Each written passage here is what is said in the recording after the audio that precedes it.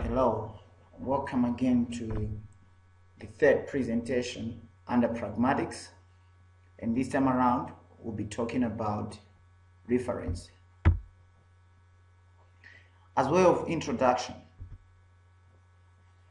we need to agree that for communication to be successful, people ought to indicate which things in the world are being talked about. So, reference is the relationship between parts of the language and things outside the language. That is, the referent of an expression is often a thing in the world. What's the function of reference? Participant identification. One author, Martin, 1992, puts it in this way: that participant identification has everything to do with the strategies languages use to get people, places, and things into a text and refer to them once there. Let's have an example to clarify. As we're looking at this example, I want us to focus on the underlined words. John looked out of the window. He thought he saw a shape in the bushes. Could it be a fox?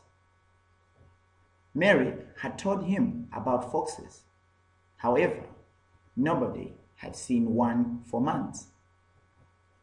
For a moment, let's consider this statement without the very first sentence that is therein.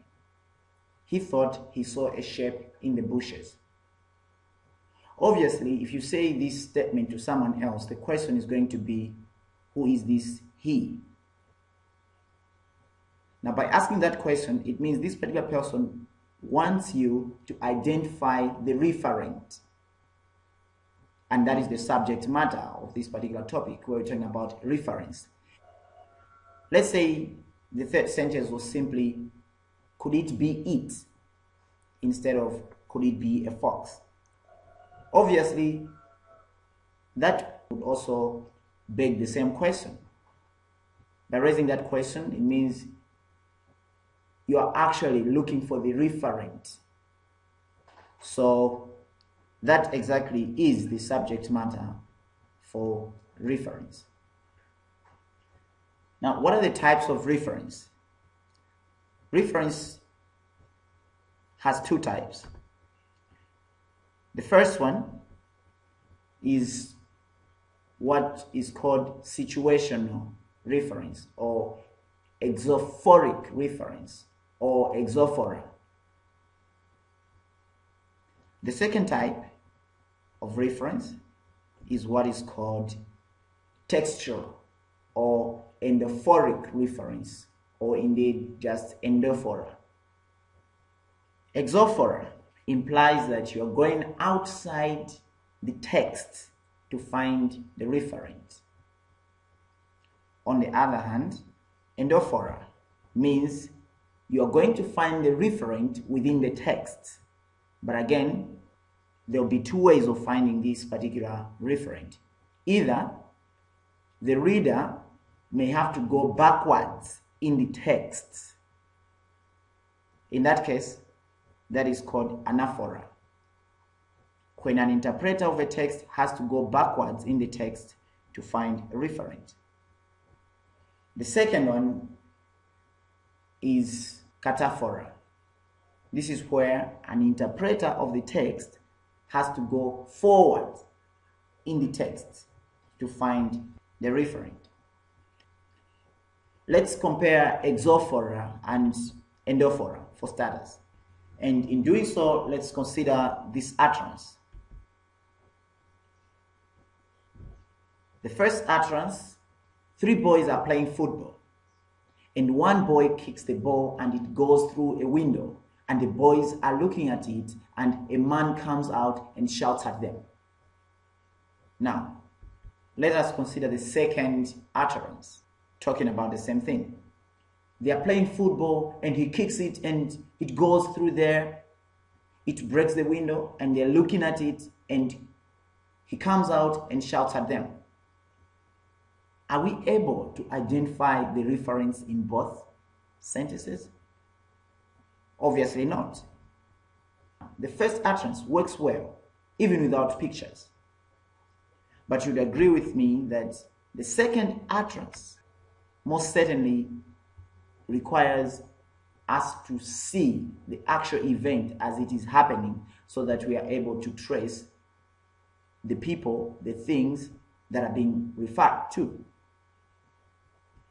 Thus, reference in one is mostly endophoric, whereas reference in two is mostly exophoric.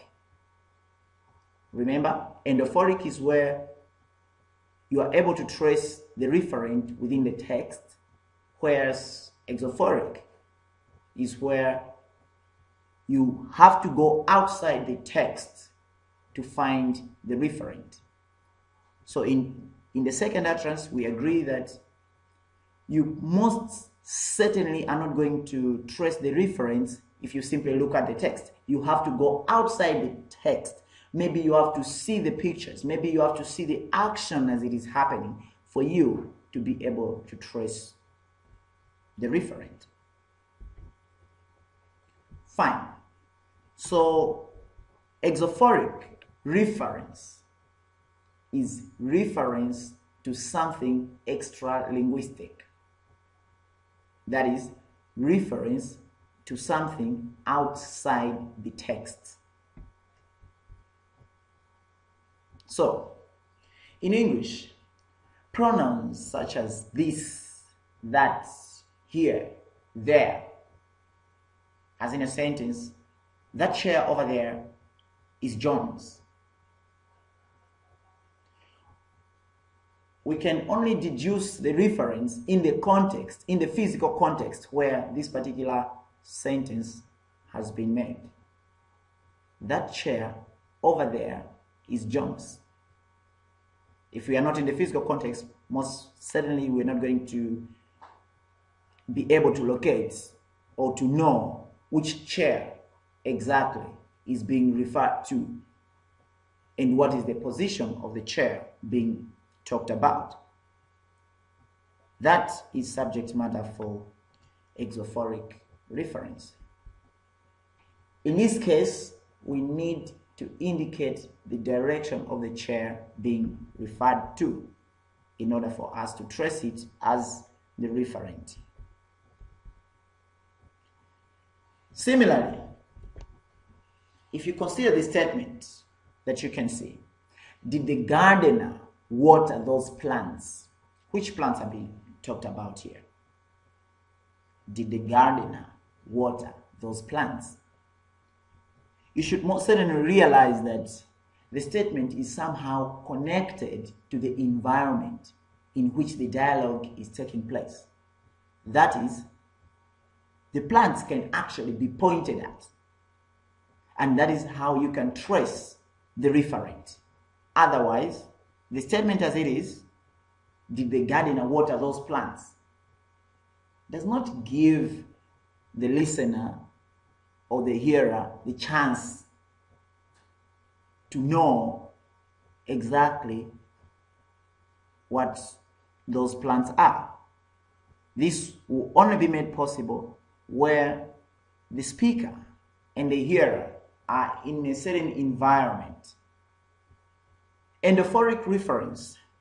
Under endophoric reference, we said there is either anaphoric or cataphoric reference. Remember, endophoric reference is where reference is textual. Reference is within the text itself. There is no going outside the text to find the referent. But we say endophoric reference is of two types. The first one being anaphoric reference. Now, anaphoric reference is when an interpreter of a sentence or an interpreter of an utterance has to go backwards in the text or conversation to find the referent. So the interpreter has to refer to the preceding texts. If it is a book, you have to maybe refer to the preceding paragraphs in order for you to trace what exactly is the referent in a particular case. Let's look at this example to make it clear. I met Paul going there. He was carrying a lot of books. Now, for us to know who this he is, if we consider the last sentence, he was carrying a lot of books. The question, who is this he that we're talking about, can only be answered if we go backwards in the text. Where we go backwards in the text, that's where we're going to find the noun, the name Paul. So what is happening here is we, as readers of this particular example, we're going backwards in the text to find the referent. Otherwise, the sentence, he was carrying a lot of books, on its own is not able to give us who the he is. The second type of reference, like we saw in the chart area, is cataphoric reference. Cataphoric reference is the opposite of anaphoric reference, because this time around the interpreter of a text goes forward in the text to find the referent. We'll look at an example. Let's focus on the usage of the pronouns and see whether we are able to trace the referent. She is dark and has well-shaped legs. When she speaks, her voice is authoritative. Do we know the she? Not yet. Not until we finish reading the whole paragraph.